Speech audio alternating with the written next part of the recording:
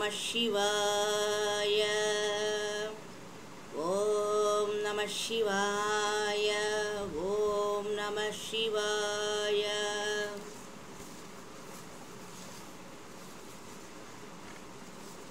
ॐ कालभैरवस्वामिने नमः। देवराजसेव्यमानपावनाङ्घ्रिं पङ्कजं व्याळयज्ञसूत्रमिन्दुशेखरं कृपाकरं नारदादियोगिवृन्दवन्दितं दिगम्बरं काशिकापुरादिनाथकालभैरवं भजे। भानुकोटिभास्वरं भवाब्धितारकं परं नीलकण्ठ ईप्सितार्थदायकं त्रिलोचनं कालकाल अम्बुजाक्ष अक्षशूल अक्षरं काशिकापुरादिनाथकालभैरवं भजे। सोलटङ्कपाशदण्डपाणिमादिकारणं श्यामकाय आदिदेवमक्षरं निरामयं भीमविक्रमं प्रभुं विचित्रताण्डवप्रियं काशिकापुरादिनाथकालभैरवं भजे। भक्तिमुक्तिदायकं प्रशस्तचारुविग्रहं भक्तवत्सलं स्थितं समस्तलोकविग्रहं निविक्वन्वन्मनोज्ञहेमकिङ्किणीलसत्कटिं काशिकापुरादिनाथकालभैरवं भजे।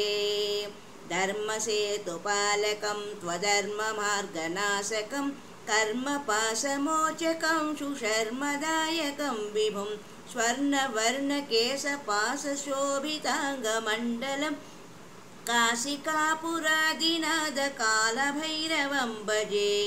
रत्नपादुकाप्रभाभिरामपादयुग्मकं नित्यमद्वितीय अष्टदैवतं निरञ्जनं मृत्युदर्पणासनं कराळदंष्ट्रभीषणं काशिकापुरादिनाथकालभैरवं भजे।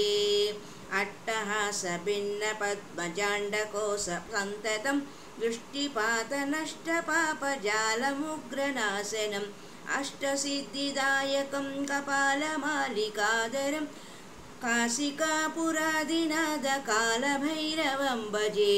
भूतशङ्गनायकं विशालकीर्तिदायकं काशीवासिलोकपुण्यपापशोधकं विभुं नीतिमार्गकोविदं पुरातनं जगत्प्रभुं काशिकापुरादिनाथकालभैरवं भजे। कालभैरवाष्टकं पठन्ति ये मनोहरं ज्ञानमुक्तिसाधनं विचित्रपुण्यवर्धनं शोकमोहदैन्यलोभकोपतापनाशनं ते प्रयान्ति कालभैरवाङ्घ्रिसन्निधिं ध्रुवम्। इति श्रीमत्शङ्कराचार्यविरचितं कालभैरवाष्टकं सम्पूर्णम्। हरि ओं तत्सत्।